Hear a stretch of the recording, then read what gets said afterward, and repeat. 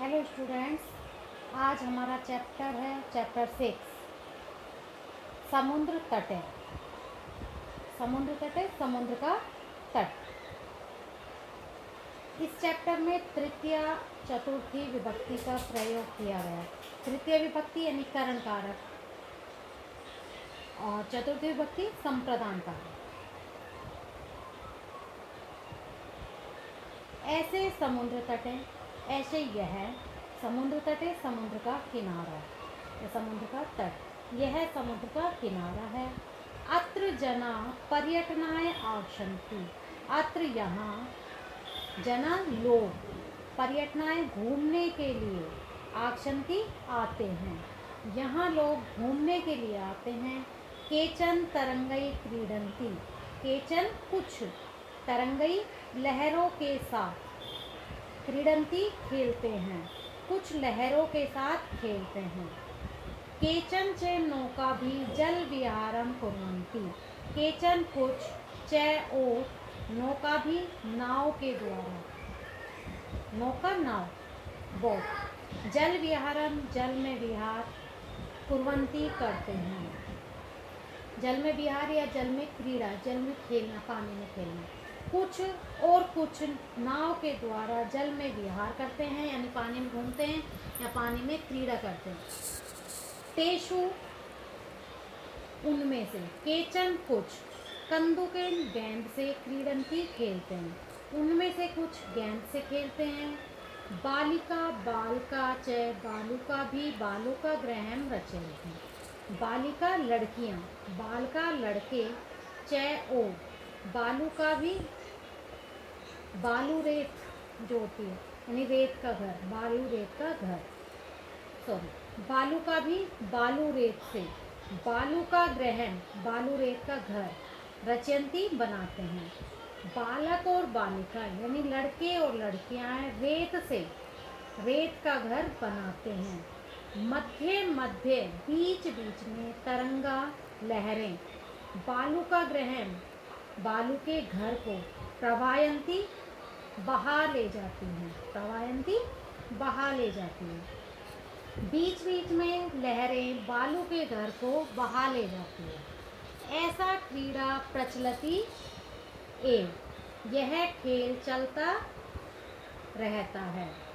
ऐसा यह क्रीड़ा खेल, और प्रचलति चलता रहता है, एव मीन्स ही, यह खेल चलता ही रहता है। देखो यहाँ ऐसे जो वर्ड आया है वो समुद्र तटे पुल्लिंग है, इसलिए ऐसे आया। यहाँ जो क्रीड़ा शब्द है वो स्त्रीलिंग है, इसलिए ऐसा जो शब्द आया वो स्त्रीलिंग का है। दोनों का अर्थ होता है यह। समुद्र तटा, समुद्र तट न केवलम, न केवल पर्यटन स्थानी। समुद्र तट केवल पर्यटन स्थल नहीं है, किसी पे घूमने का स्थान ही नहीं है समुद्र तट।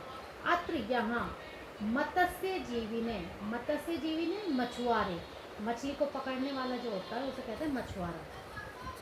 अपि भी स्वजीविका, अपनी जीविका, चालयन्ति चलाते हैं।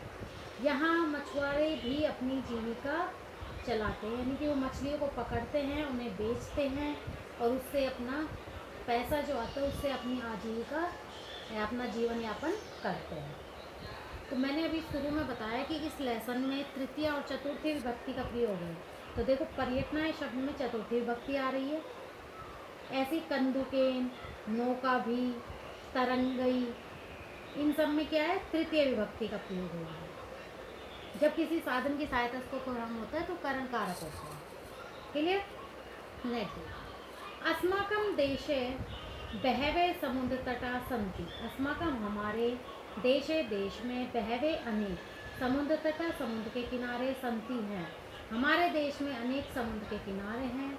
एतेषु इनमें से मुंबई, गोवा, कोच्चि, कन्याकुमारी, विशाखापट्टनम, पुरी तट अति बहुत प्रसिद्ध सन्ति हैं। इनमें से मुंबई, गोवा, कोच्चि, कन्याकुमारी, विशाखापट्टनम तथा पुरी के तट बहुत अधिक प्रसिद्ध हैं। गोवा तटे, गोवा का तट विदेशी पर्यटकों के लिए रसम अधिकम, बहुत अधिक, रोचते, अच्छा लगता है। गोवा का तट विदेशी पर्यटकों को बहुत अधिक अच्छा लगता है।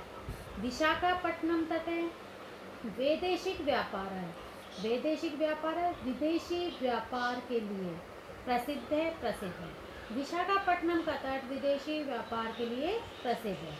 कोची तटे नारिकेल फलेभ्य ज्ञायते, ज्ञायते जाना जाता है। नारिकेल, नारिकेलम क्या होता है, नारियल, फलेभ्य फल के लिए। कोची का तट नारियल के फलों के लिए जाना जाता है। मुंबई नगर से जुहू तटे सर्वजना स्वयं विहरन्ति, मुंबई नगर का जुहू तट सर्वे जना सभी लोगों को, स्वयं अपनी इच्छा से घूमने के लिए, विहरन्ति घूमते हैं। मुंबई नगर के जुहू तट पर सभी लोग अपनी इच्छा से या अपने मन से घूमते हैं। कि वहाँ मुंबई नगर का जो जुहू तट है, आपने सुना होगा, बहुत ज़्यादा, जुहू बीच बहुत ज़्यादा फेमस है। चेन्नई नगर से, चेन्नई नगर का मेरीना तट है, मेरीना तट देशस्य, देश के, सागर तटेशु, सागर तटों में, दीर्घतम है, सबसे लंबा है। चेन्नई नगर का मेरीना तट देश के सभी सागर तटों में सबसे लंबा है।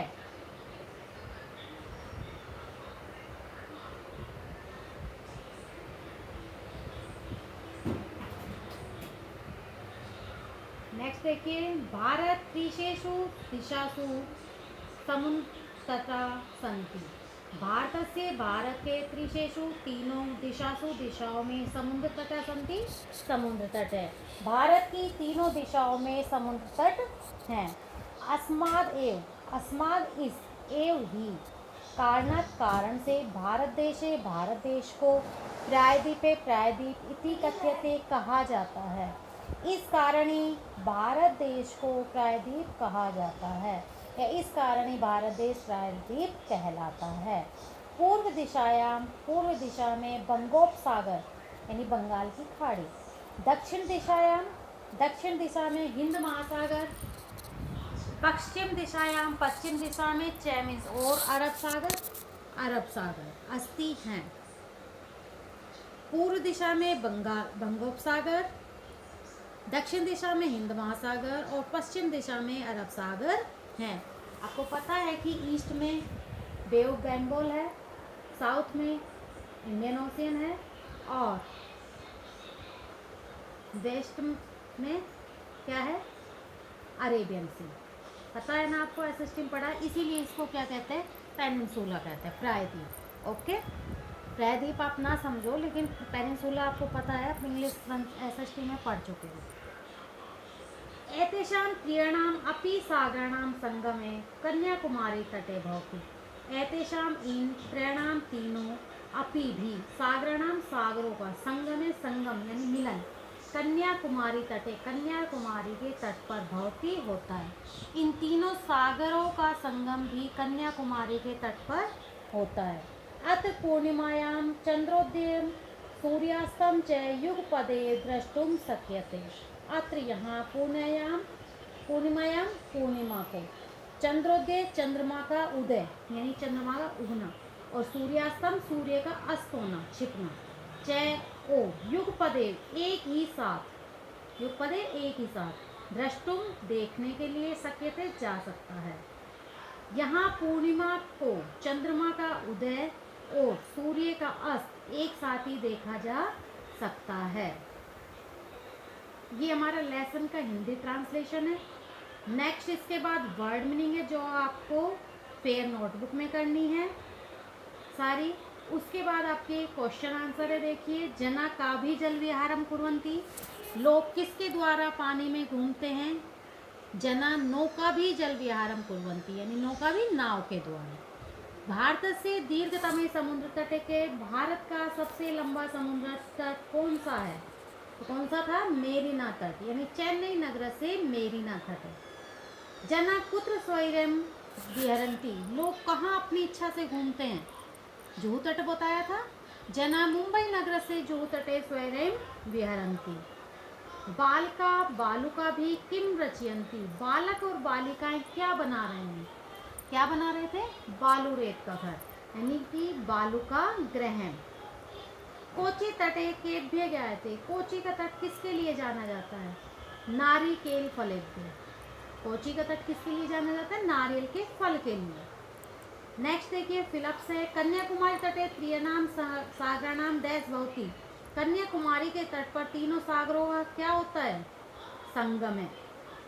भारत देशे डैश इति कथ्यते। भारत देश को कहा कहलाता है? क्या कहलाता है? प्रायद्वीप। प्रायद्वीप है। जना समुद्र तटम डैश आक्षंती। लोग समुद्र के किनारे पर या समुद्र तट पर किस लिए आते हैं? पर्यटन, यानी घूमने के लिए। बाल्य भी डैश रोचते। बालकों को क्या अच्छा लगता है? खेलना, यानी क्रीड़ा। भारतीय पूर्व दिशायां डैश अस्ति। भारत के पूर्व दिशा में क्या है? अभी बताया था ईस्ट में क्या है? बे ऑफ बंगाल, यानी कि बंगोपसागर।